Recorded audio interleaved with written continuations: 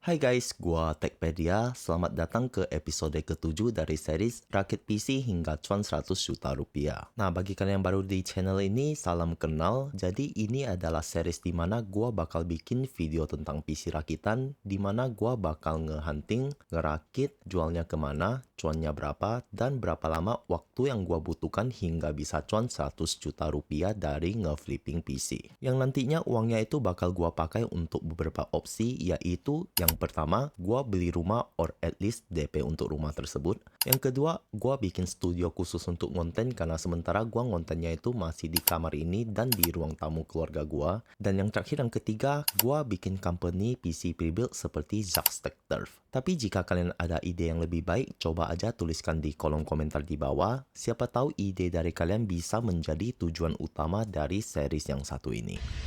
Jadi hari ini gue pingin ceritain pengalaman gue ngerakit PC super budget di harga 1 juta pas saja. Tapi meskipun begitu, PC ini udah bisa memainkan game-game berat seperti Ghost of Tsushima hingga 67 FPS, Marvel Spider-Man Remastered di 60 FPS, Horizon Zero Dawn di kisaran 60 FPS, bahkan Forza Horizon 5 bisa tembus hingga 70 FPS ke atas. Untuk game-game kompetitif seperti Valorant dan CS2, PC ini bahkan juga masih bisa tembus hingga 100-an FPS. Nah, nanti gua bakal tunjukin detail spesifikasinya apa aja yang gua pakai beserta gaming benchmarknya, jadi tonton terus video ini sampai akhir. Oh ya, sebelum gua mulai videonya, gua bakal bikin series gua react setup dari para subscriber, dan sekarang sih untuk sementara udah ada beberapa orang yang kirimin setupnya. Jadi jika di antara kalian ada yang pingin setupnya gua react di channel ini, coba aja kirim setup kalian ke link di deskripsi di bawah. Sekarang langsung aja kita lanjut untuk pembahasan videonya.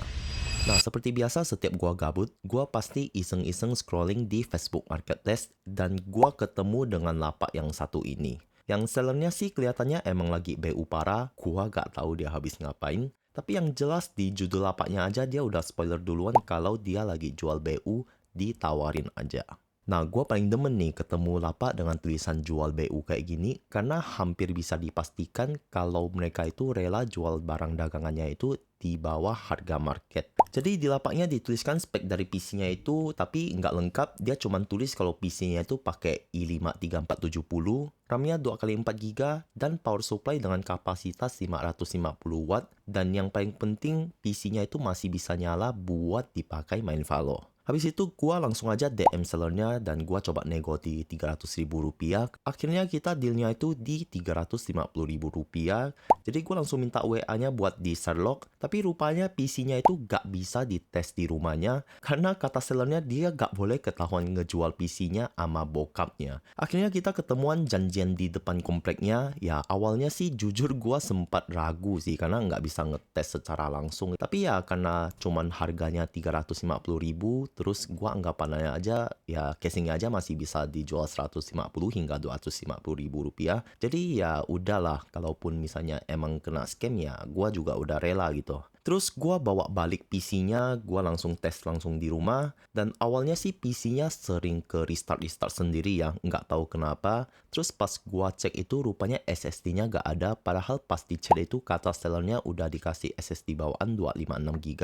Ya tapi gua sih jujur aja nggak terlalu berharap lebih. Habis itu gua chat juga udah langsung nggak dibales, nggak di-read. Ya gua juga udah siapin mental untuk kejadian seperti ini. Tapi setelah itu gua coba bersihin, gua copot ulang pasang semua kabel-kabel dari power supply ke motherboard, ke CPU, terus dan rupanya PC-nya itu langsung bisa nyala tanpa ada kendala, nggak restart lagi. Sepertinya sih memang cuman colokan dari power supply ke motherboard atau ke CPU-nya aja ada yang longgar. Dan ini dia tampilan PC-nya setelah gua bersihkan. Menurut gua ini good deal dan worth it banget karena di harga 350.000 aja kita udah bisa dapatin PC gaming yang berfungsi. Bahkan dari casing dan power supply-nya aja harganya udah berapaan di luar komponen-komponen lain seperti motherboard, CPU, RAM, dan sebagainya. Nah, sekarang gua bakal breakdown komponennya apa aja beserta harga-harga per partnya.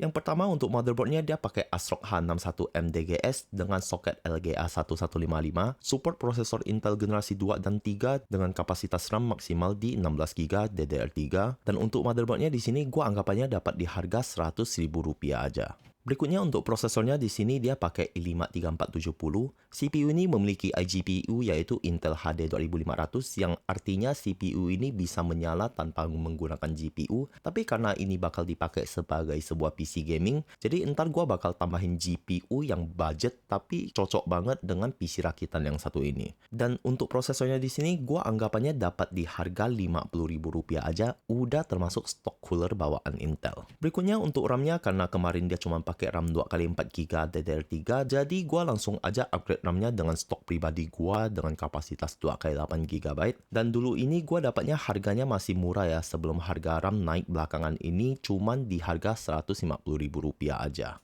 Tapi karena RAM bawaannya itu langsung gua bongkar terus gua posting di Facebook dan laku dalam kayaknya 2 atau 3 hari di harga Rp150.000 juga. Jadi ya akhirnya di sini gua anggapannya dapat free upgrade ke kapasitas yang lebih besar. Jadi untuk RAM-nya di sini gua anggapannya itu cuma dapat di harga Rp75.000. Berikutnya untuk PSU-nya di sini dia pakai PSU dari Aerocool United Power dengan kapasitas 500 watt dengan 80 plus efisiensi serta memiliki 4 jenis proteksi. Untuk PSU-nya gua anggapannya dapat di harga Rp75.000 juga. Dan terakhir untuk casingnya di sini dia pakai Armageddon Nimitz TR1100, sebuah casing micro ATX dengan 3 LED fan berwarna biru, support 3 fan di depan, 1 di atas dan 1 di belakang, support GPU hingga panjang 300 mm, dan untuk casingnya ini anggapannya gua dapat di harga Rp50.000 aja. Jadi itu dia list komponen yang gua dapetin dari PC gaming seharga Rp350 dari Facebook Marketplace ini. Tapi masih ada 2 komponen yang kurang dari PC yang satu ini. Yang pertama untuk storage-nya, akhirnya di sini gua tambahin stok pribadi SSD gua. Di sini gua pakein Kingston A400 karena di sini gua pingin ngepres budget seketat mungkin untuk PC rakitan kali ini. Jadi akhirnya sementara gua pasangin aja storage dengan kapasitas 120GB ini. Dan untuk SSD ini dulunya gue dapat second di harga Rp100.000 aja. Dan terakhir karena namanya juga ini adalah PC gaming, jadi akhirnya gue pingin nambahin GPU biar performanya itu makin ngebut. Dan di sini gue akhirnya beli RX 580 versi 4GB. Dan jujur aja sebenarnya ini gue salah beli sih di Tokopedia. Gue nggak tahu kalau rupanya itu adalah GPU khusus bekas mining. Tapi tenang aja, gue udah ngetes GPU ini berhari-hari untuk gaming benchmark beserta stress testnya. Dan sampai sekarang sih GPU-nya aman-aman aja, nggak ada kendala sedikit pun. Dan gue dapat GPU ini di harga Rp600.000 aja. Jadi untuk total build dari PC rakitan episode 7 kali ini ada di harga Rp1.050.000 dan PC ini udah kejual ke buyer dari Facebook Marketplace gua seharga Rp2.600.000. Jadi untuk total profit dari PC rakitan ini ada di Rp1.550.000 dan untuk sementara total profit dari PC rakitan episode 1 hingga 7 ada di Rp10.700.000 yang artinya gue masih butuh sekitar Rp89.300.000 untuk mencapai target 100 juta dari series ngeflipping PC hingga cuan 100 juta ini. Nah, overall gue sangat puas dengan PC rakitan yang satu ini. Ya, kapan lagi kan bisa dapat profit 150% dari ngeflipping PC second. Nah, sekarang gue bakal tunjukin untuk gaming benchmarknya. Di sini bakal ada perbedaan FPS antara footage yang gua tampilin beserta data yang gua tuliskan di sini, karena di sini ada penurunan performa di saat PC ini dipakai untuk nge-record. Jadi di sini gua ngetes semua game itu sebanyak 2 kali. Yang pertama gua ngetesnya sambil dipakai record, dan yang kedua gua ngetesnya tanpa nge-record untuk ngelihat performa gaming dari PC yang satu ini di skenario gaming yang sesungguhnya.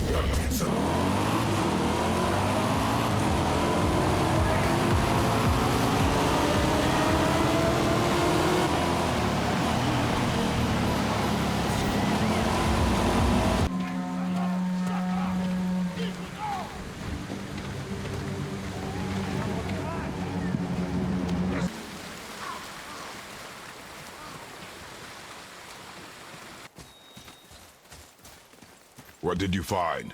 Tracks. Not deer, though. I'll keep looking.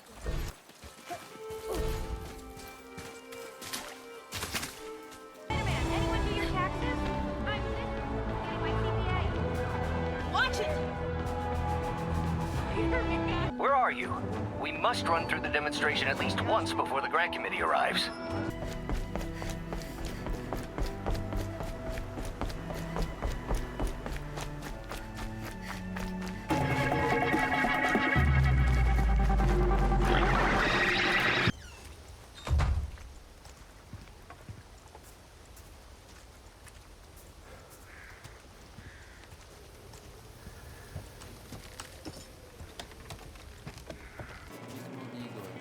Debo ir a ver a alguien. Nos vemos luego. Claro. Estaré aquí toda la noche.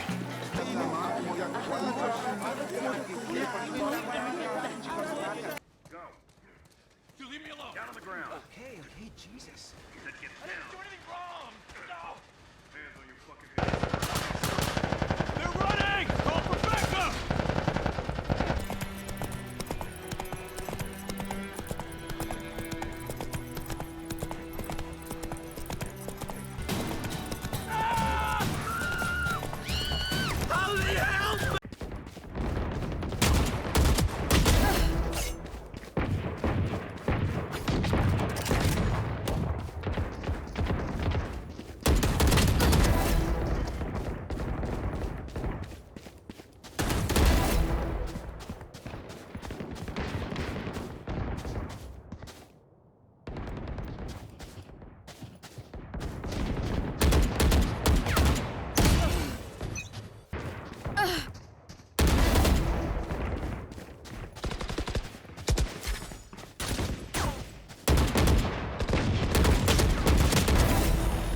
Five kills remaining.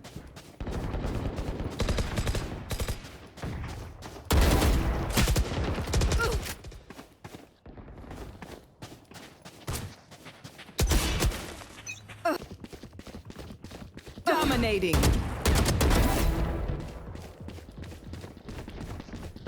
One kill remaining.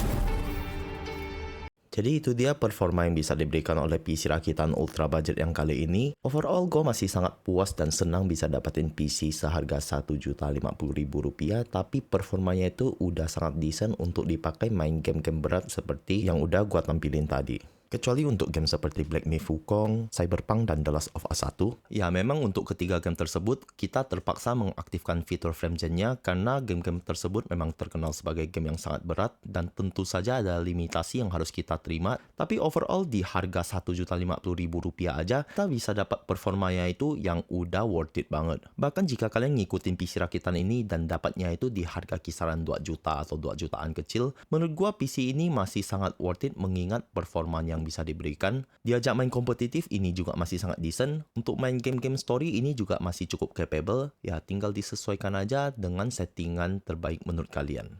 Jadi itu aja video gua kali ini. Jika kalian suka dengan video PC rakitan seperti ini, jangan lupa like dan subscribe. Dan jika kalian ada pendapat rakitan yang lebih baik, coba aja tuliskan di kolom komentar di bawah. Sekali lagi, jangan lupa submit setup kalian untuk gua react di channel ini. Linknya udah gua cantumin di kolom deskripsi di bawah. Gua Techpedia and I'll see you guys on the next one. Bye-bye.